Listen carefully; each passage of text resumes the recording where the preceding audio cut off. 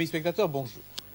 C'est aujourd'hui, dimanche, que pour la première fois, nous risquons d'atteindre le but, tout au moins pour un de nos deux concurrents en compétition. Monsieur Keulemans, en effet, en est à sa 5e semaine, c'est-à-dire c'est le grand jour pour lui. C'est possible. Et je dois dire que son contrat au départ est loin d'être irréalisable. Monsieur Keulemans, qui va rappeler d'où il est exactement? Moi, je suis Delaware. Vous êtes Delaware, vous êtes juriste, vous êtes marié depuis 3 semaines seulement. Et peut-être aujourd'hui, vous allez recevoir le double ticket Tour du Monde qui va vous permettre d'accomplir cette boucle de 40 000 km minimum. En effet, le contrat est à 35 000 km. Il faut 40 000 pour être sûr d'avoir le ticket. Il manque 5 petits 1000 km. Monsieur Keulemans dispose d'un joker, c'est-à-dire d'un bon pour. En cas de non-savoir, il peut utiliser cette dernière ressource. Il n'est pas exclu d'ailleurs que vous en ayez un second. Il suffit de faire un sans faute aujourd'hui pour avoir un second joker. Dans ce cas-là, je le rappelle, c'est valorisé en prime de la Société nationale de crédit à l'industrie. En effet, aux 67 000 francs qui sont inscrits actuellement comme pécule, monsieur Keulemans peut et fera certainement un petit gain supplémentaire qui lui permettra d'aborder ce tour du monde, ce que je lui souhaite, à l'aise. À ses côtés, mademoiselle Verhelst, qui elle est en 2e semaine et a accompli une bonne première semaine puisque elle a fait mieux que M. Keulemans la semaine dernière. Mais oui, à propos de cet épouvantail qu'était la ville de Vienne, vous avez fait un 9 sur 10, ce qui est remarquable et ce qui vous met un peu plus à l'aise pour cette 2e semaine puisque votre contrat étant établi à 9 000 km, il vous suffit de faire un 7 sur 10 pour atteindre le contrat obligatoire pour rester en course de 16 000 km. C'est néanmoins plus difficile que M. Keulemans, puisque lui ne doit faire que 5. Voilà qui est établi. De toute manière, vous avez déjà 17 000 francs. C'est votre dotation de la Société nationale de crédit à l'industrie. Voyons maintenant où en est le concours téléspectateurs. Alors là, nous sommes de plus en plus étonnés. Nous avions prévu au début une vasque très grande, plus grande que la saison dernière. Et voyez, elle déborde. On a, par un petit tour de force, on a essayé de mettre tout, on y est arrivé, mais il faudra qu'on envisage au moins une seconde vasque pour la semaine prochaine. Nous accueillons par la même occasion Naina. Naina qui est notre hôtesse centre-africaine. Naina qui tout à l'heure aura le redoutable honneur de choisir parmi ce monceau de billets les 3 participants à notre concours téléspectateurs et peut-être d'ajouter leur nom à la maquette de l'avion spécial, du vol spécial du 21 avril qui se trouve derrière et dont la destination n'est pas encore connue. Nous ne la ferons connaître qu'après le 1er janvier. Pour nous assister en studio, 2 invités. Le premier invité n'est autre que l'ambassadeur de la République centrafricaine, M. Kombot Nagemon, et à ses côtés, M. Claude Rousselot, qui est français, qui est ingénieur géographe et qui vient d'achever un séjour de 4 ans en République centrafricaine. Merci, messieurs, de participer. Je pense maintenant qu'il nous reste à découvrir, morceau par morceau, séquence par séquence, cette République centrale africaine. Séquence 1.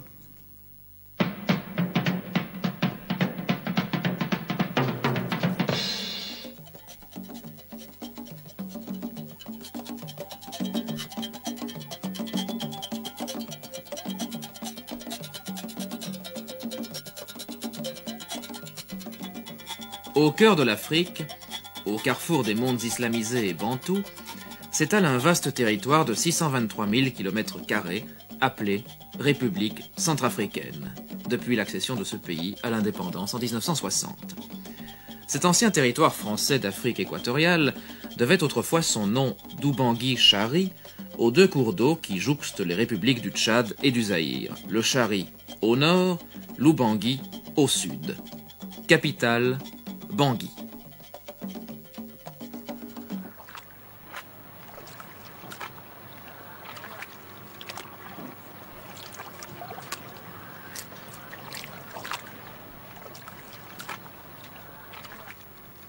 Le grand affluent du Zaïre, l'Oubangui, qui fait vivre aujourd'hui les pêcheurs des 2 pays riverains, fut l'objet d'une bien curieuse lutte d'influence entre Belges et Français à l'époque coloniale. Après avoir fait reconnaître l'existence juridique de l'État indépendant du Congo, le roi Léopold II voulut s'assurer le contrôle de la vallée du Nil, La possession de l'Oubangui lui paraissait essentielle pour réaliser son ambitieux projet. Mais les Français, sous l'impulsion de Brazza, avaient obtenu que la frontière entre les deux puissances coloniales fût établie sur l'Oubangui. Encore fallait-il s'accorder sur le cours réel du grand affluent. Une divergence d'interprétation géographique entre Belges et Français fut mise à profit par Léopold II. Des missions belges s'établirent en territoire oubanguien, en même temps que les Français se livraient à des reconnaissances parallèles. Un conflit semblait inévitable quand, en 1894, le roi Léopold II accepta de reconnaître le cours supérieur du grand affluent du Zaïre et, par voie de conséquence, l'influence de la France au nord.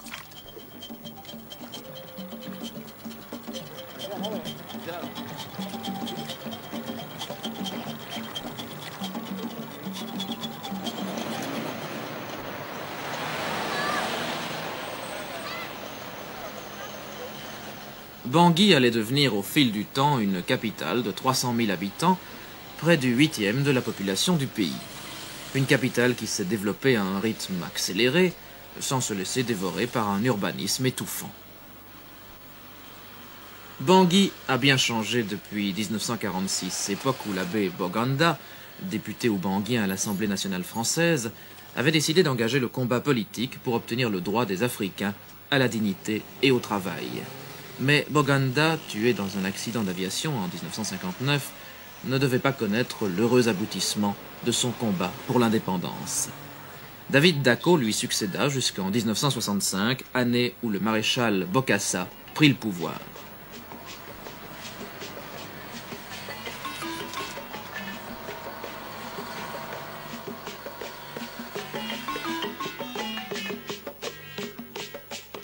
Récemment, Bangui connut un développement plus grand encore. Construction d'un ensemble moderne pour abriter les services de l'Organisation commune des États africains et malgaches, l'Union douanière économique de l'Afrique centrale, l'université et de nombreux bâtiments publics. Un urbanisme qui confère à la cité centrafricaine un éclat de la meilleure veine.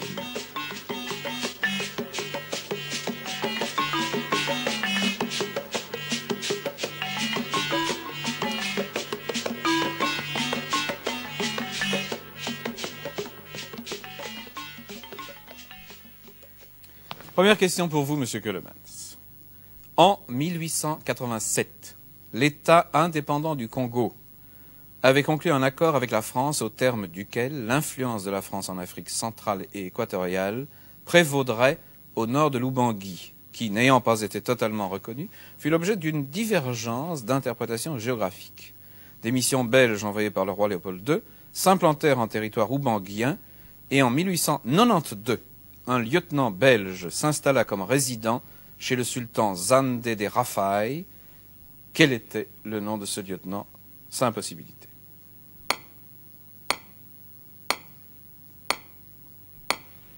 De la Kétoune. Oui, monsieur. Aucun problème, c'était bien de la Kétoune. Eh bien, cela vous fait 36 000 kilomètres. Il reste donc mathématiquement 4 000 kilomètres à avoir.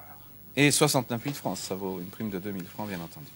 Toujours un Joker Sabina à utiliser, éventuellement. Variante pour Mademoiselle Verhelst. Inquiet de voir les Belges s'imposer en territoire oubanguien, Brazza, ou Brazza si vous préférez, amorça une action de la France en pays Bahia. Les Bahia, commandés par Bafio, attaquèrent en 1891 une mission française commandée par l'un des 5 personnages que voici, lequel?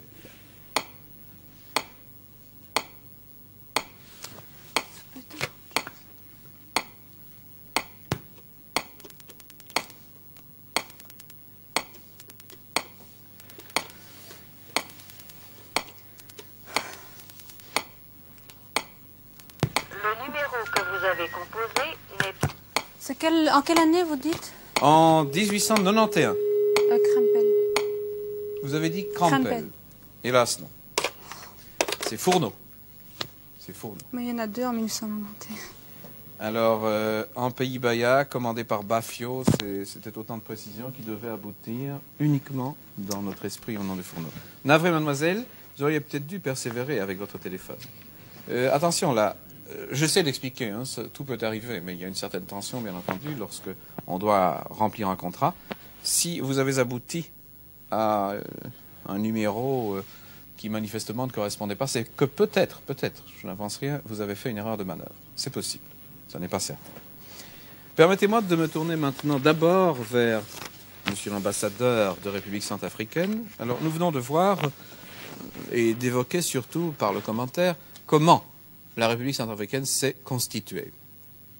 On a parlé à propos de la constitution de tous ces États après l'indépendance de 1960. On a parlé de balkanisation. Alors, lorsqu'on évoque la figure du premier leader important qu'a connu votre État en formation, c'est-à-dire M. Boganda, l'abbé Boganda, je pense qu'il avait derrière la tête, au moment où il a entrepris son action conduisant à l'indépendance qu'il n'a pas connue puisqu'il est mort en 1959, je crois qu'il avait tout de même une autre idée de la création de tous ces États qui forment une mosaïque en Afrique centrale. Quelle était-elle? Oui, en effet, comme vous le savez, l'abbé Boganda, qui, après avoir été abbé, s'est consacré à la vie politique pour, après avoir œuvré pour sauver les âmes, a décidé d'œuvrer pour sauver le corps de ses concitoyens. L'abbé Boganda, donc, le président Boganda, comme nous l'appelons, avait pour programme de tout faire pour que les territoires qui étaient regroupés au sein de ce qu'on appelait l'Afrique équatoriale française demeurent unis après leur indépendance dans le cadre d'un État qui s'appellerait Union des républiques d'Afrique centrale, URAC. Malheureusement, c'est un programme, comme vous le dites, qui n'a pas abouti, mais ce programme, l'idée en est restée dans nos emblèmes nationaux, notamment dans notre drapeau.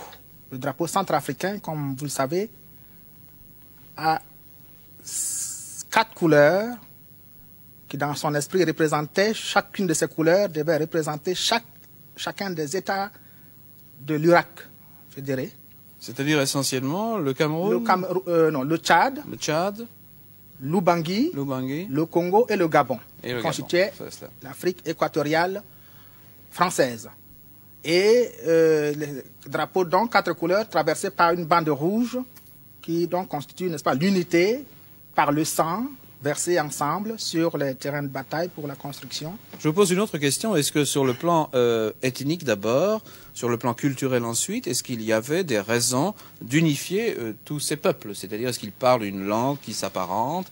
Est-ce que, sur le plan de la morphologie, ils sont très unis? Ce sont généralement des peuples unis,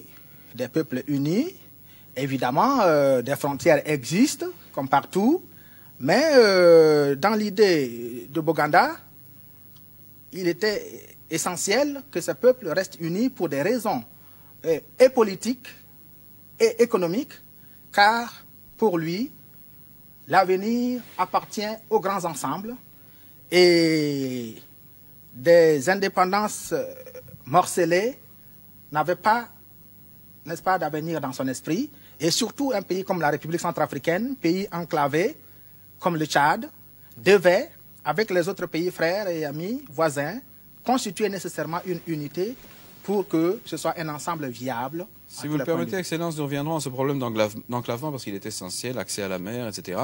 Mais quand on dit grands ensembles, il ne faut pas perdre de vue que la République centrafricaine, qui apparaît comme une petite entité en Afrique, fait quand même 600 et des 1000 kilomètres carrés, ce qui fait quand même un territoire plus grand que la France. Enfin, nous y reviendrons, il n'est pas fort peuplé. Une petite réaction de notre géographe, qui lui vient de séjourner là-bas, M. Rousselot. M. Rousselot, nous venons de présenter la ville de Bangui. Par quoi se caractérise-t-elle d'emblée?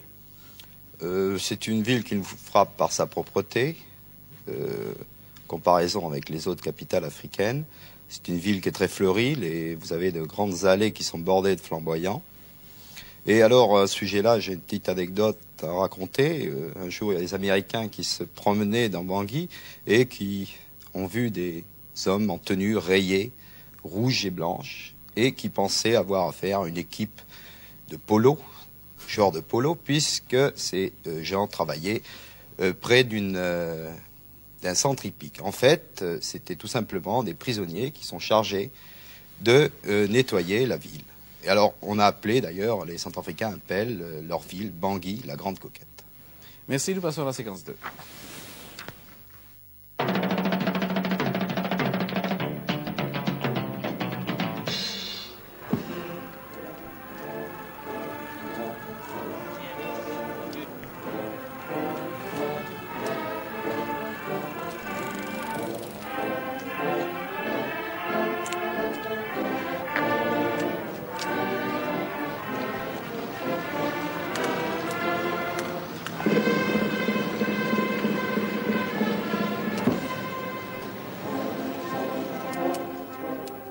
C'est le 31 décembre 1965 que le maréchal Jean Bedel Bokassa prenait le pouvoir détenu par David Dacko. Il dénonçait la corruption qui entraînait le pays vers le chaos, il mettait fin à l'action du Parlement, il assumait la totalité du pouvoir exécutif.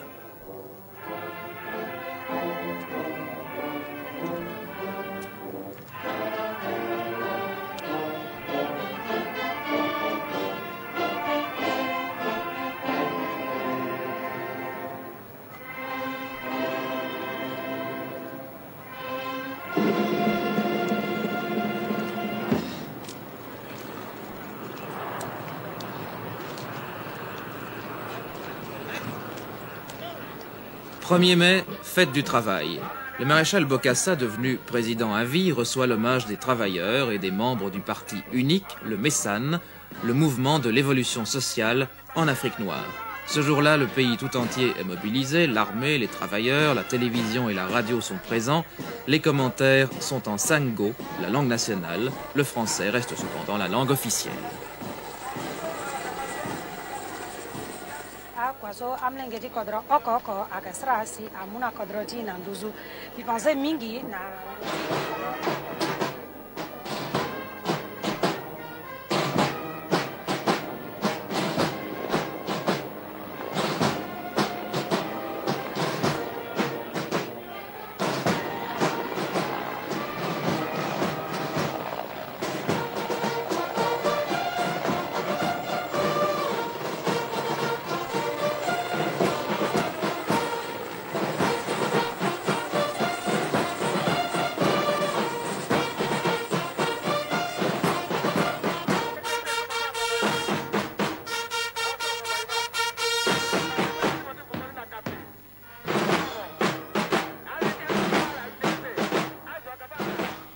En 11 années de pouvoir, le président Bokassa s'est taillé des réputations très diverses. Pour les uns, une puissante personnalité, une attitude exemplaire pendant la Seconde Guerre mondiale, un patriotisme sourcilleux lui valent des éloges flatteurs. Pour de nombreux Belges, il laisse le souvenir d'un chef d'état-major qui, en 1964, accueillit chaleureusement les réfugiés de Stanleyville. Pour d'autres, un tempérament autoritaire, un partisan convaincu de mesures punitives radicales. Ses décisions politiques tranchées lui attirent des critiques. En politique étrangère, le président Bokassa a toujours pratiqué une politique d'ouverture très fluctuante, à l'est comme à l'ouest, sans jamais faire basculer son pays dans un camp plutôt que dans un autre.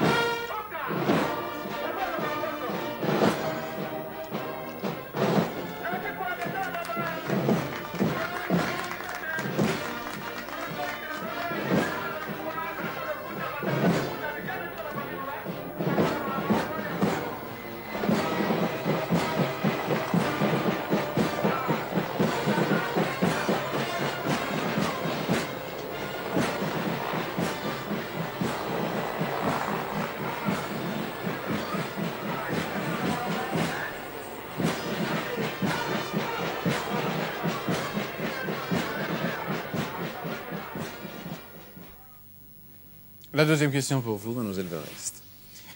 À la suite de la réunion au sommet des représentants de l'OCAM, c'est-à-dire de l'Organisation commune des États africains et malgaches, Bangui allait devenir le siège permanent de cette organisation. En quelle année eut lieu cette rencontre au sommet? Vous avez le choix parmi cinq. Je ne sais pas les dates que j'avais, ça. De Coster. Attention. 64, 66, 25, 13. Local.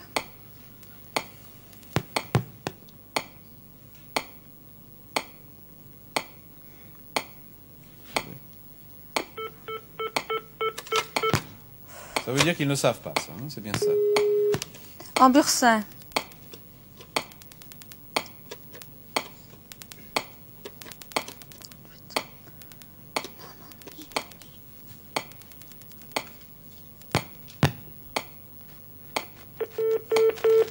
Au hasard, 72. Non, je pose la question à votre voisin. 73. Non plus. 74. On finirait par y arriver si on avait 5 concurrents, mais on n'en a que 2.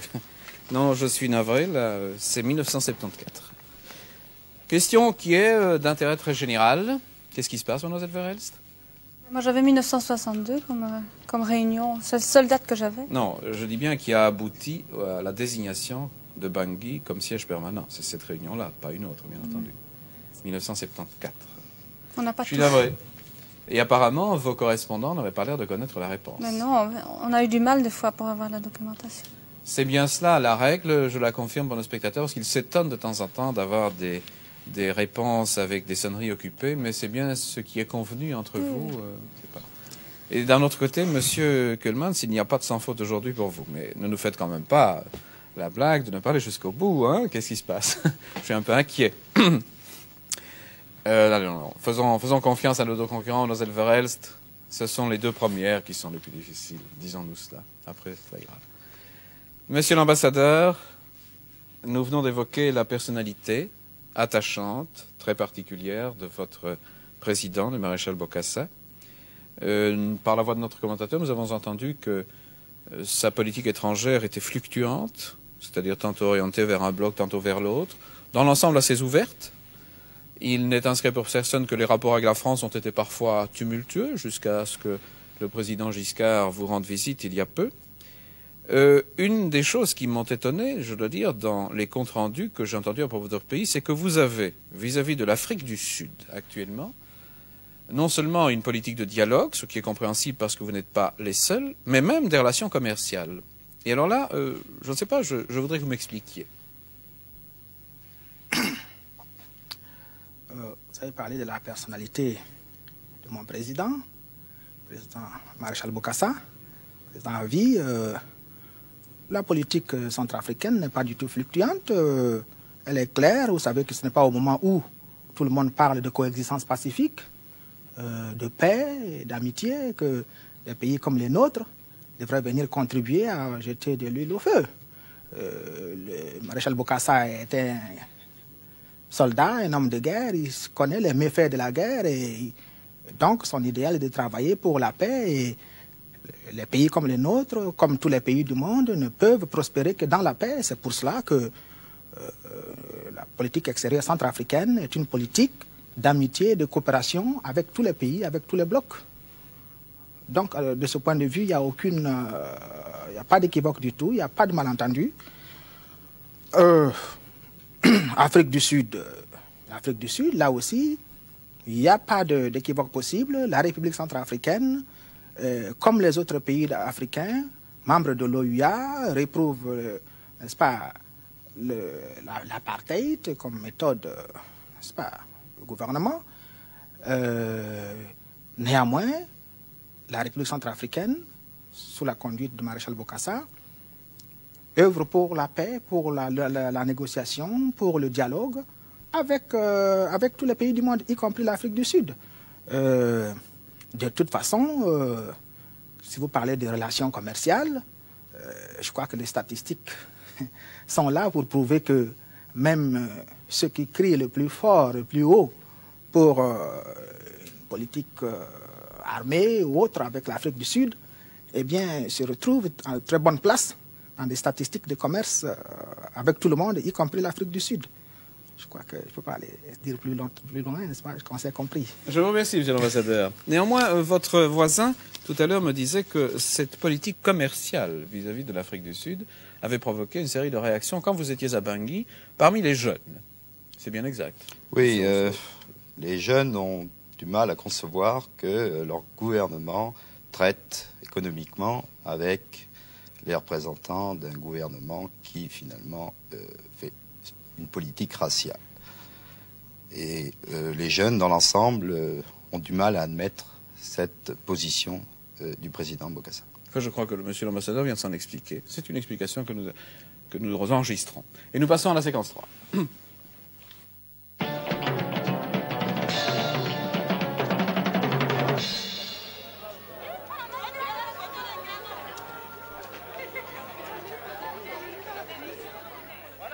La parade terminée, chacun rentre chez soi.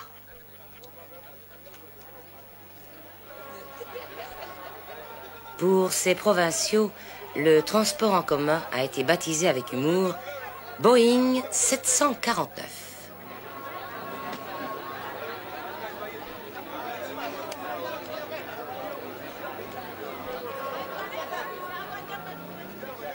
Historiquement composée de nombreuses ethnies, la République centrafricaine forme aujourd'hui une nation homogène. Toute allusion dans les actes officiels ou privés à la tribu ou à l'ethnie est interdite. C'est une volonté politique qui a pour objectif de maintenir la cohésion et l'unité des Centrafricains.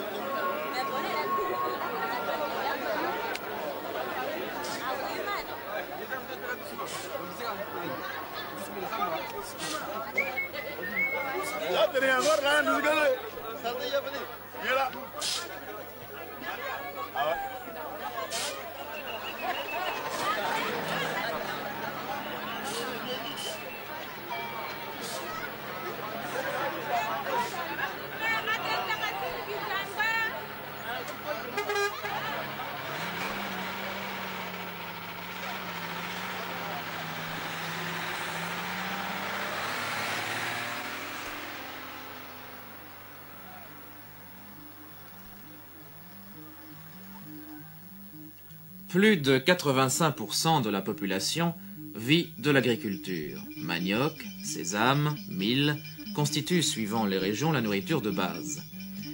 Sur le plan plus général de l'économie, le coton est devenu l'une des cultures obligatoires et l'un des premiers produits d'exportation. D'abord en nette régression après l'indépendance, sa production est aujourd'hui en hausse. Pour y parvenir, l'État a réduit les zones cotonnières au seul secteur rentable. Il a aussi créé une société à capital majoritaire centrafricain qui couvre tous les stades de la commercialisation, mettant fin aux abus dont tiraient profit les vendeurs.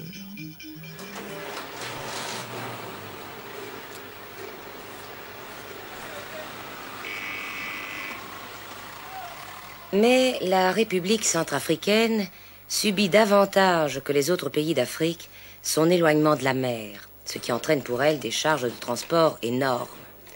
1200 km de voies fluviales jusqu'à Brazzaville, 500 km de chemin de fer jusqu'à Pointe-Noire, telles sont les contraintes géographiques d'un pays auquel le colonisateur n'a laissé aucun réseau de chemin de fer.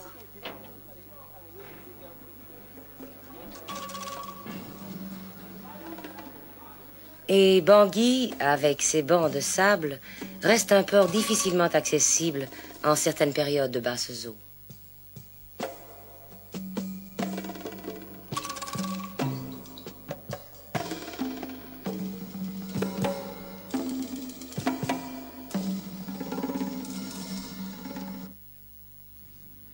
Bien.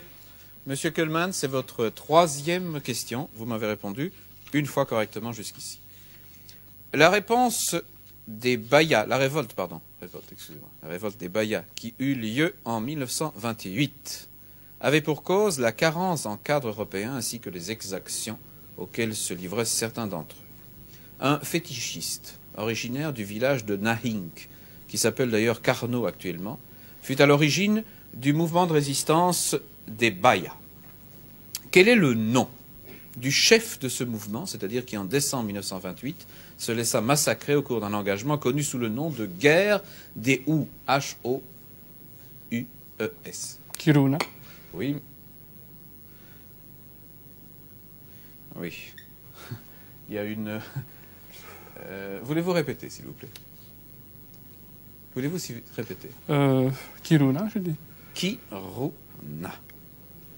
Ça vraiment, ça me pose un problème. Ça me pose un problème. Kiruna. Ou Karuna. Je suis obligé là de demander à votre voisine de reprendre. Karinou. Mais oui, Karinou. Parce que Kiruna, c'est exactement 3 syllabes différentes. Et c'est Karinou. Alors, s'il n'y en avait eu qu'une, j'aurais pu, mais 3, c'est beaucoup. Alors, Karinou ou Kiruna, ce n'est pas tout à fait la même chose. C'est la fatigue qui joue. Comment? C'est la fatigue qui joue maintenant. C'est la fatigue qui joue, oui, je sais. Heureusement pour Mlle Verhelst, ça lui permet de répondre correctement. Attention, monsieur Kuhlmanns. Ça me fait donc une réponse correcte pour chacun. Pour Mlle Verhelst, heureusement, parce que je craignais le pire, je me demandais ce qui se passait en ce qui concerne ce questionnaire qui, je crois, dans notre esprit, est de même difficulté que toujours, mais je comprends qu'en ce qui concerne M. Kuhlmanns, c'est la 5e semaine, c'est-à-dire la plus dure, celle qui vient après toutes ces longues soirées, ces nuits même, ou ces demi-nuits d'études. Une petite modification, plus exactement une rectification en ce qui concerne notre commentaire. Vous savez que le commentaire des films est toujours enregistré. Et nous avons dit, à propos du coton, nous avons parlé de culture obligatoire. Là, M. l'ambassadeur a voulu, et il a parfaitement raison, faire une rectification en ce qui concerne la précision du terme. Culture obligatoire du coton, actuellement, ce n'est pas le terme qu'il convenait d'utiliser. Pourquoi? Oui, dans le commentaire, on dit que la culture est devenue obligatoire. Oui. Ce n'est pas tout à fait exact, ce n'est même pas exact du tout, car des cultures obligatoires, il y en a eu, n'est-ce pas? Dans le cadre du travail forcé, donc on était obligé à l'époque de faire le coton d'une manière obligatoire, sinon on risquait la prison. La récolte de caoutchouc aussi était une culture obligatoire. Et c'est d'ailleurs pour cela que le président Boganda, dans sa lutte, n'est-ce pas, pour l'émancipation et l'indépendance du pays, a axé justement son action pour supprimer ce caractère obligatoire de la culture du coton. Qu'après l'indépendance, le coton fasse partie du programme de notre développement, et cela est tout à fait d'accord, nous sommes d'accord avec cela, mais dire que le coton est devenu une culture obligatoire, j'ai tenu à relever cela comme inexact sur le plan historique, n'est-ce pas? Le fait est qu'actuellement, pour développer notre pays, nous devons cultiver du coton, du café et d'autres produits, bien sûr, mais il est bon de préciser que ce n'est pas dans le même esprit qu'avant l'indépendance, dans le cadre de la culture obligatoire du temps colonial. Élargissons le problème, si vous voulez bien. Prenons le problème de la République centrafricaine tel qu'il est actuellement en 1976. Et il y a évidemment ce qui concerne la situation du pays qui est entouré d'autres voisins, mieux situés parce qu'il y a un accès direct à la mer. Il y a là un gros problème dit d'enclavement. Vous êtes vraiment sans aucune issue naturelle. Qu'est-ce qui se passe en été? Qu'est-ce qui se passe pendant la saison des pluies? Qu'est-ce qui se passe pendant la saison sèche? Expliquez-nous cela. En effet, nous sommes à 1200 km de Douala, oui. Port en territoire camerounais, pays voisin, et à 1400, n'est-ce pas, kilomètres de Pointe-Noire. Et on voit ici sur la carte, c'est assez précis, voilà Bangui, la capitale, et vous voyez, il y a, mine de rien... Pointe-Noire et oui. Douala, n'est-ce pas, dans le creux là-bas, n'est-ce pas? Oui, d'accord. Eh bien, donc, nous atteignons Douala par la route, et Pointe-Noire, d'abord par le fleuve de Bangui à Brazzaville, et de Brazzaville à Pointe-Noire, n'est-ce pas, il y a le Congo-Océan, oui. N'est-ce pas, par le chemin de fer. Oui. Mais dans notre problème, nous nous heurtons à des difficultés parce que, en saison sèche, comme vous le savez, nos fleuves sont à sec, n'est-ce pas? Et donc, le niveau d'étiage du fleuve est très bas et la navigation s'en trouve donc entravée. Et en saison de pluie, les routes qui sont bonnes en saison sèche, en saison de pluie, la route qui va de Bangui à Douala est embourbée et les camions, n'est-ce pas, ne passent que très difficilement. Quelle serait la solution? Donc, dans un cas comme dans l'autre, nous avons des difficultés et la solution que nous attendons de nos voeux est d'arriver à construire un chemin de fer, n'est-ce pas, qui atteindrait la mer, n'est-ce pas? Et c'est à cela que nous sommes attelés et le gouvernement, sous la haute présidence du maréchal Bokassa, n'est-ce pas, est en train de tout mettre en œuvre pour que très rapidement nous arrivions à désenclaver notre pays par la construction d'un chemin de fer grâce à la coopération, à l'amitié de tous les pays de bonne volonté et de tous ceux qui veulent bien aider la République centrafricaine à sortir de cette situation qui nous permettrait de développer nos ressources, car nous avons des ressources certaines qui pour l'instant restent inexploitées du fait de cette continentalité. Merci. Séquence 4.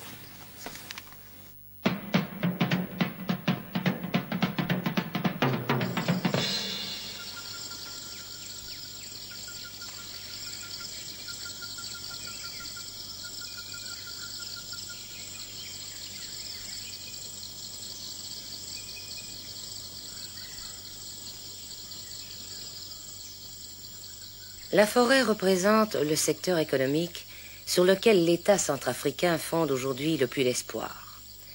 D'abord, compte tenu du capital considérable qu'elle représente, 3 millions d'hectares, dont près d'1,5 million exploitables immédiatement. Ensuite, parce que les zones forestières sont situées à proximité de 2 cours d'eau, la Sanga et la Lobaye, qui permettent le transport par flottage des souches abattues. Enfin, parce que les coupes sombres qui ont été faites dans certains pays d'Afrique ont poussé les forestiers à s'intéresser aux nouvelles zones exploitables.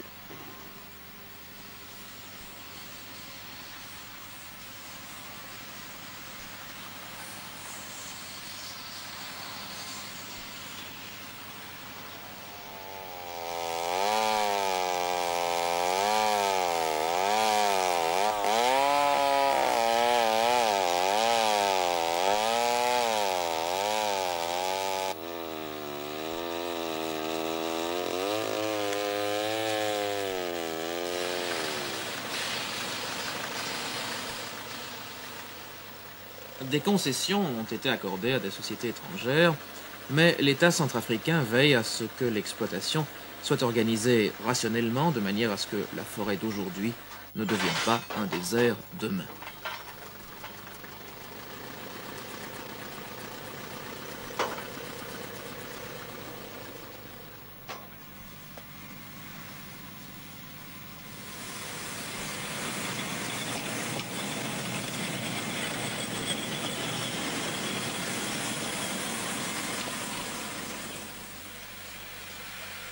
Le code forestier actuel impose aussi la transformation sur place d'un certain cubage abattu.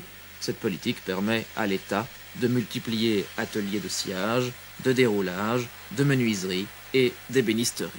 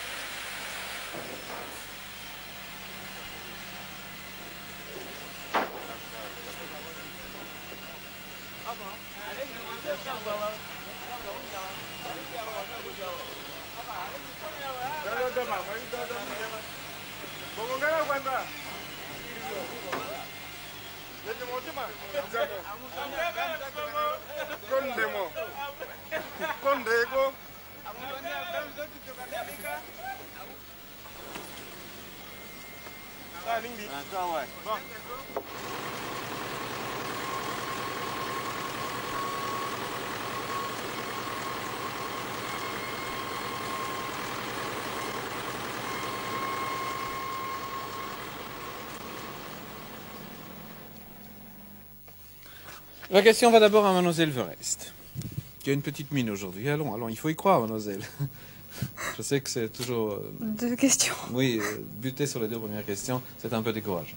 Tout est possible. En effet, il y a 10 000 km d'inscrits, il faut atteindre 16 000. Il me reste 7 questions à vous poser. Vous pouvez encore vous permettre une fois de commettre une erreur.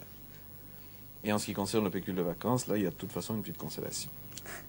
Dans le cas où, bien sûr. Outre le sapelli, et le limba. Les forêts de la haute Sangha et de la Lobai fournissent une espèce d'arbre dont le nom scientifique va apparaître. Alors, je le lis avec vous, c'est le Triplochiton scleroxylon. Quel est le nom familier, usuel de cet arbre? Ayou? Oui. Ouh. Moi aussi, je vous un super soulagement. Je me dis toujours dans ces cas-là, mais est-ce qu'on ne s'est pas trompé? Est-ce qu'on n'a pas été beaucoup plus difficile que les autres semaines? Mais apparemment, vous me rassurez. Monsieur Keulemans, la République centrafricaine produit une variété de jute qui convient à la fabrication de toiles de sac, comme la plupart des jutes, bien entendu. Cette plante se cultive principalement dans la région située au nord de Bangui. De quel végétal s'agit-il? La roselle. Oui. Ah, ça fait 2 sur 4. Nous respirons tous. Et nous voyons quand même que monsieur Keulemans qui sourit, son contrat, il est beaucoup plus précis cette fois. 37 000 kilomètres, il faut atteindre 40 000. Il me reste 6 questions à lui poser et il a un joker. Ça veut dire donc que vous devez mathématiquement encore répondre à 2 questions, seul ou avec téléphone. C'est bien clair. Votre position, Mlle Alvarez, je reconnais, n'est pas aussi confortable. Nous abordons avec les essences d'arbres le problème fondamental pour les pays africains comme pour les pays du monde entier qui appartiennent au tiers-monde, le pays des ressources naturelles. Pour le moment, on parle beaucoup de pétrole et d'OPEP. Alors, il est évident qu'il y a un parallèle à faire, encore que si nous avons évoqué les essences d'arbres qui sont très importantes, car vous avez vraiment des ressources considérables dans ce domaine, mais il n'y a pas que cela. Il y a d'autres domaines aussi essentiels. Lesquels, monsieur l'ambassadeur? Donc, en dehors de la forêt, nous avons des ressources agricoles importantes, coton, café, nous avons des ressources minières, n'est-ce pas? Actuellement, nous exportons du diamant puisque ce n'est pas lourd et que la valeur en est très importante. Diamant, le fer, n'est-ce pas, a été décelé, l'uranium, le cuivre, et bien d'autres aussi. Mais là, je m'excuse de vous interrompre, là nous en revenons à cet éternel problème d'acheminement, d'accès à la mer. Exactement. Et alors, donc, si pour l'instant ce n'est pas exploité, c'est dû à ce problème d'acheminement, puisque tout ce qui est lourd doit pouvoir être acheminé. Alors, notre ingénieur géographe, votre voisin, là, il est assez catégorique, il dit, hélas, à long terme, pas à court terme, à long terme, hélas, ça ne débouche pas sur un profit possible. Monsieur Rousselot, expliquez-vous. Oui, d'une part, je pense que la République centrafricaine est avant tout un pays agricole. Bon, en ce qui concerne le fer, il est certain que la Centrafrique renferme d'énormes gisements de fer. Seulement, ce fer est situé à 1200 ou 1300 km de la mer. Actuellement, pas de chemin de fer, donc il est difficile de le sortir du pays. En plus, si vous voulez, le fer est un minerai qui ne manque absolument pas dans le monde. Il y a des réserves énormes dans le monde entier. Et les pays, évidemment, préfèrent acheter le fer à des pays côtiers, comme la Mauritanie en Afrique, plutôt qu'à des pays qui sont enclavés, comme la République centrafricaine. Cependant, le fer peut être utilisé localement, faire une petite industrie sidérurgique, pour les besoins du pays et les besoins du Tchad, par exemple, qui est également un pays enclavé et qui est obligé d'importer ses matières premières. Où vous différez, Excellence, c'est sur la notion de long terme et court terme. Vous estimez, vous, qu'au contraire, l'avenir, c'est proche? Oui, nous pensons que, de toute façon, on ne peut pas continuer de voir les choses dans le sens du commerce sud-nord ou nord-sud. Ce que dit monsieur est exact. Évidemment, si nous ne devons exporter que vers l'extérieur, nous heurterons toujours à ces difficultés de transport qui, bien sûr, sont réelles. Mais il n'y a pas que ça, car nous avons l'intention, et maintenant tous les pays en développement se proposent de développer leur propre commerce, n'est-ce pas, est-ouest, entre eux. Et nous devons assurer notre développement national, notre développement régional, interrégional et continental. Et dans cette perspective, le fer de la République centrafricaine peut être utile pour les pays voisins, comme ce qui existe au Soudan, le cuivre ou bientôt, n'est-ce pas, le pétrole tchadien peut également être utile pour nous autres, n'est-ce pas, pays continentaux. Alors, nous ne sommes pas du tout de nature à être pessimiste. Donc ce fer pour nous est un atout, comme le cuivre, comme l'uranium. Les difficultés de transport ne doivent pas être considérées comme, n'est-ce pas, un handicap définitif et à long terme. En attendant, vous allez peut-être faire partie, comme les pays de l'OPEP, c'est-à-dire les pays qui constituent une organisation d'exploitation et de vente de leurs produits naturels, vous allez peut-être faire partie d'une autre organisation qui va tout doucement imposer ses conditions de plus en plus draconiennes aux pays dits industrialisés dont nous sommes, et vous allez donc concourir à un phénomène international d'inflation inarrêtable. Est-ce que c'est là aussi la solution ? C'est-à-dire que le programme des pays en voie de développement n'est pas d'arriver à des solutions de ce genre, n'est-ce pas, à des associations de producteurs contre des associations de consommateurs. Et actuellement, ce qui est demandé dans tous les dialogues nord-sud au sein de la CNUSED, c'est d'arriver à des formules, n'est-ce pas, de concertation, car on est toujours producteur ou acheteur de quelque chose. La lutte des producteurs contre les consommateurs n'est pas la formule, la solution de demain. Le nouvel ordre économique mondial, que tout le monde appelle de ses voeux, n'est pas l'ordre dans lequel il y aura une guerre économique entre le nord et le sud, l'est et l'ouest, les consommateurs et producteurs. Et cela, en tout cas, n'est pas la perspective dans laquelle les pays en voie de développement souhaitent s'engager, à moins d'y être contraints par d'autres. Souhaitons-le. Monsieur Rousselot, vous vouliez ajouter ? Oui, je voudrais ajouter, là on parle de ressources minières, mais enfin, je voudrais insister sur le fait que la République centrafricaine est avant tout un pays agricole. Et je pense que le gros effort que doit faire le gouvernement centrafricain, c'est développer cette agriculture. Car dans cette agriculture, il y a des manques. La canne à sucre, par exemple, pourrait pousser en République centrafricaine et finalement, on ne cultive pas la canne à sucre, on est obligé d'importer le sucre du Congo ou du Cameroun, par exemple. Donc, on pourrait cultiver du sucre et fournir en sucre le pays. Bon, d'autre part, le café, vous savez que chaque pays qui produit du café a un certain quota. Ben, dans le café, la République centrafricaine n'atteint pas son quota. Elle pourrait déjà atteindre son quota, ce qui lui ferait quand même des ressources non négligeables en plus. Donc, si vous voulez, le gros effort pour la République centrafricaine, c'est... Ça pourrait être également sur le plan agricole. Je vous interromps là parce que nous allons aborder une seconde phase qui va mieux éclairer le débat. Si vous le permettez, monsieur l'ambassadeur, nous passons à la séquence 5.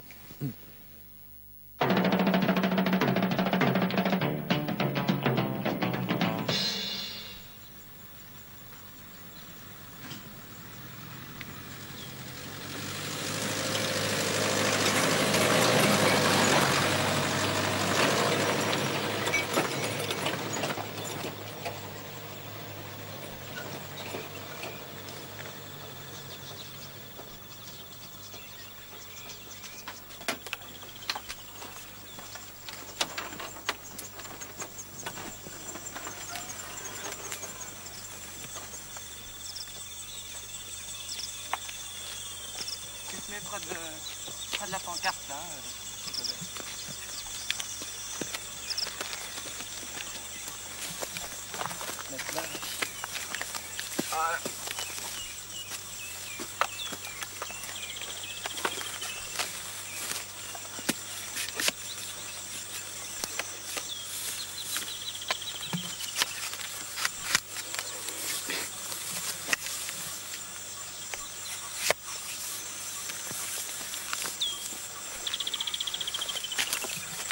Alors, monsieur, apparemment, on pourrait croire que vous installez l'électricité. Ah non, je fais des sondages magnétiques pour le compte de l'Orstom. C'est-à-dire L'Orstom, c'est l'Office de recherche scientifique et technique d'outre-mer, un organisme d'État français qui travaille outre-mer, en Afrique, en Asie et aussi dans le Pacifique. L'Orstom fait un peu de tout. On a une section de géophysique qui comprend des enregistrements de tremblements de terre, du magnétisme terrestre. On a aussi de la pédologie, c'est-à-dire l'étude des sols pour l'exploitation soit forestière, soit l'agriculture. Et il y avait une ancienne section d'hydrologie qui maintenant a été reprise par les Centrafricains, par les travaux publics. Mais pour ce travail-ci, le phénomène magnétique de Bangui. Bien, le champ magnétique de la Terre, normalement, la Terre c'est un gros aimant. Et le champ doit être homogène, c'est-à-dire qu'il doit varier de manière continue. Et il y a des endroits sur la Terre où où le champ magnétique est plus fort ou plus faible qu'il ne devrait être, ce qu'on appelle des anomalies. Et ici, en République centrafricaine, il existe une des plus importantes anomalies au point de vue mondial. Alors ça, c'est un magnétomètre à protons. Ça nous permet de faire une mesure totale du champ magnétique. Alors actuellement, on fait des mesures tous les 10 km. Cet appareil nous permet de mesurer le nombre d'oscillations que font les protons qui se trouvent dans la bouteille. Et à partir de ça, on peut calculer le champ magnétique. Alors ici, on ne peut pas donner directement le champ magnétique. Il faut repasser tout un tas de calculs pour tenir compte d'un effet de marée avec le soleil du champ magnétique. Alors à Bangui, nous avons un observatoire qui nous permet de tout calculer et de tout ramener, toutes les mesures à une même date. On voit ici nettement l'anomalie négative, dite anomalie de Bangui. Et là, on retravaille dessus parce que les Américains ont lancé un satellite et les Russes aussi, 2 satellites ont découvert cette anomalie. Ce qui fait qu'on est amené à retravailler dessus maintenant. Alors avant de reparler de ces satellites, parce que c'est l'objet d'une furieuse discussion entre notre invité français et notre invité centrafricain, une question à M. Keulemans. À ce stade-ci, M. Keulemans, je rappelle que vous avez un joker, on peut voir où vous en êtes. 37 000 km, il me faut absolument 3 bonnes réponses. D'ici la fin de cette émission, il me reste 6 questions à vous poser. À ce stade-ci, comme ce sont des questions à restitution, si vous n'êtes pas sûr de votre fait, si vous n'êtes pas sûr d'avoir la réponse par téléphone, vous pouvez bien entendu utiliser votre joker. Je ne peux pas vous donner un conseil précis, mais c'est peut-être le moment ou jamais. Je ne sais pas. Monsieur Keulemans, le plan de développement 1971-75 de la République centrafricaine prévoyait notamment l'engagement de dépenses d'investissement dans 4 grands secteurs. Et voici ces secteurs. Voulez-vous les reclasser, ces 4 secteurs, selon l'importance budgétaire décroissante qui leur était attribuée par le plan 71-75?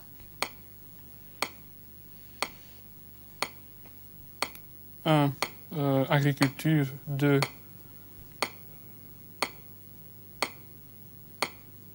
Transport et communication. 3. Éducation. Et 2. Santé publique. Et 4. Santé publique. Il est tellement troublé qu'il dit un oui. Enfin, de toute façon, nous avons compris. C'est juste, monsieur. 38 000 kilomètres. Un coup d'œil sur le pécule. 73 000 francs. Je vous avais dit que cette année, on gagnerait plus d'argent, gagnant ou perdant. C'est vrai, ça se confirme. C'est grâce à la Société nationale de crédit en industrie. Plus que 2, monsieur Keulemans. Variante pour Mademoiselle Verhelst. Mademoiselle Verhelst, nous allons vous donner 4 faits assortis de 4 dates qui concernent la fondation d'organismes centrafricains. Vous allez rétablir les correspondances. Alors, voyons d'abord ces faits et ces dates. Je vous laisse le temps de lire, et puis seulement je donne le coup de départ du chrono. Chrono. Maison 49, télévision 74, Bocas, l'université 70, Union de coton 64. Tout à fait exact. Et l'important, c'est de rester dans la course, n'est-ce pas? Plus qu'une erreur, hein, il faut mal promettre. Bien, nous venons de passer le cap de la moitié, et nous avons, je crois, 3 bonnes réponses pour chacun. En ce qui concerne M. Keulemans, les affaires remontent nettement. Votre cote est très bien en bourse pour le moment. Je ne sais pas si nous sommes comme les Anglais en train de faire des paris, ce serait cruel. Enfin, c'est une manie typiquement anglaise. Nous nous sommes arrêtés sur un problème de magnétisme. Bien entendu, nous avons un spécialiste en studio qui est M. Rousselot.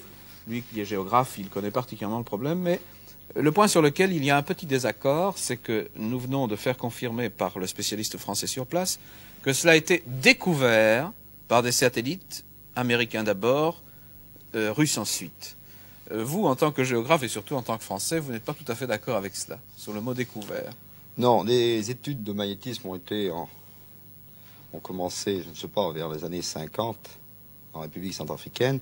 Et en 1960, l'Orstom avait déjà établi une carte où figurait justement cette anomalie magnétique. Et pourquoi ne l'avoir pas clamé à la face du monde? Parce que, disons que les scientifiques qui s'étaient penchés là-dessus n'en voyaient pas l'utilité. Mais en fait, ce n'est pas ce problème-là qui est important, que vous l'ayez découvert à ce moment-là ou non. Ce qui est important, c'est sur quoi ça débouche, ce que cela peut laisser espérer. Alors là, je crois que c'est très important. Oui, alors je dois dire, bon, alors, cette anomalie avait été découverte en 62, une carte avait été dressée, d'ailleurs c'est la carte qu'avait le technicien de l'Orstom, et par satellite, si vous voulez, les Américains ont redécouvert cette anomalie, qui d'ailleurs n'a pas la même configuration que celle qui est sur la carte. Le centre de cette anomalie est un peu déplacé vers l'ouest. Alors justement, les responsables de la NASA ont demandé, et travaillent actuellement en collaboration avec l'Orstom, et ont demandé à l'Orstom de reprendre les mesures sur le terrain, des mesures beaucoup plus complètes, pour justement essayer de se mettre d'accord, d'arriver, si vous voulez, à situer parfaitement cette anomalie magnétique qui est intéressante, très intéressante du point de vue scientifique. Alors, anomalie magnétique, ça peut correspondre, si vous voulez, enfin, ça correspond à une grosse masse magnétique sous le sous-sol, enfin, dans le sous-sol centrafricain, c'est-à-dire présence certainement de fer. Alors, le fer est connu, il y a des gisements qui sont à fleur de sol, mais il est certain que dans le sous-sol centrafricain, jusqu'à certainement à des distances de l'ordre de 10 ou 15 km, nous avons d'énormes gisements de fer. C'est de fer ou bien d'autres choses? Fer, uranium aussi, certainement. C'est quand même plus intéressant, l'uranium. C'est déjà plus intéressant. L'uranium est également connu en RCA. Et si vous voulez, le gros problème, ça serait maintenant faire des forages pour voir où est situé, si vous voulez, cet uranium, parce que s'il est situé à 10 ou 15 km sous terre, c'est absolument pas possible de l'extraire.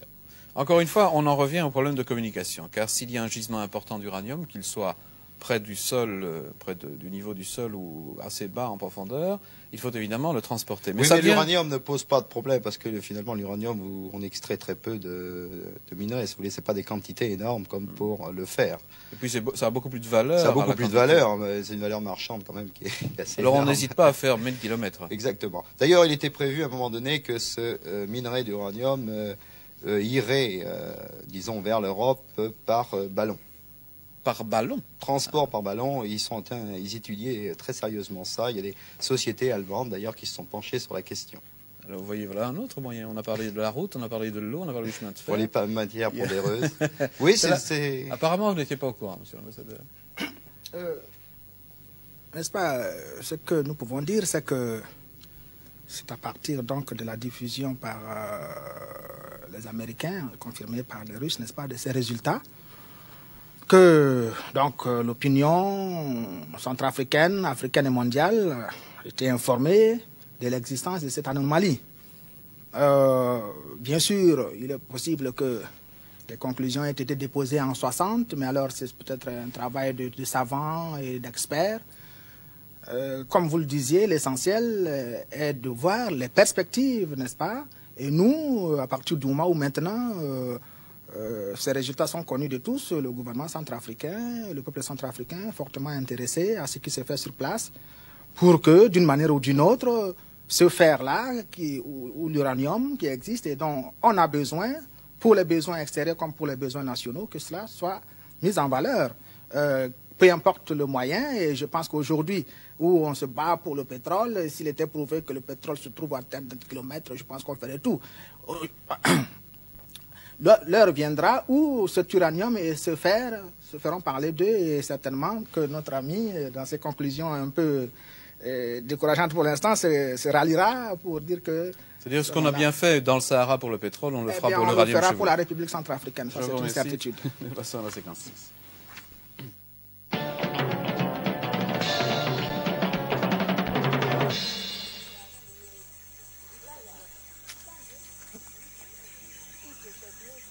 C'est dans les forêts de la Haute-Sangha et de la Lobaye que l'on rencontre les pygmées, morphologiquement et socialement différents des autres centrafricains.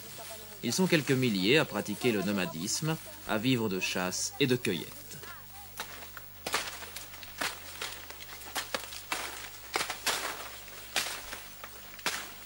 C'est aux femmes qu'échoit la tâche de couper les feuilles de bananier, élément indispensable à la construction des huttes.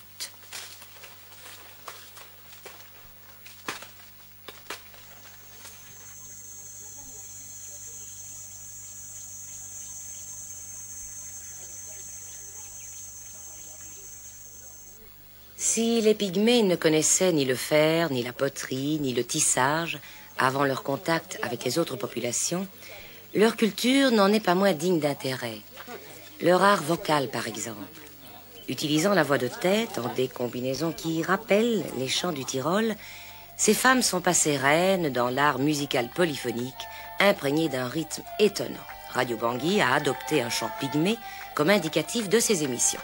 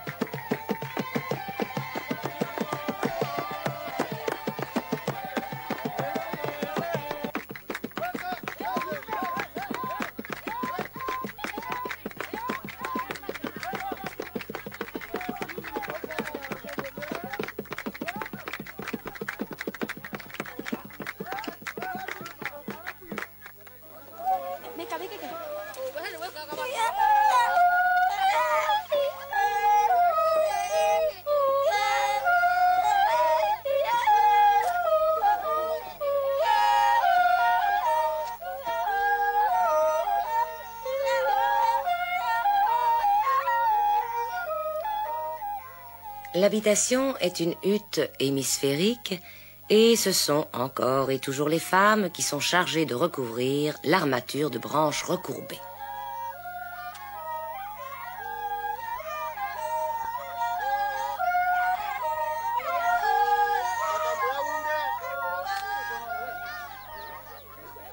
Les hommes, eux, sont de remarquables chasseurs. Avec un courage étonnant, ils ne craignent pas d'attaquer le gros gibier, le buffle ou l'éléphant. Sans hésitation, ils se glissent entre les pattes de l'animal pour le harponner plus sûrement, après avoir bien entendu étudié longuement son comportement.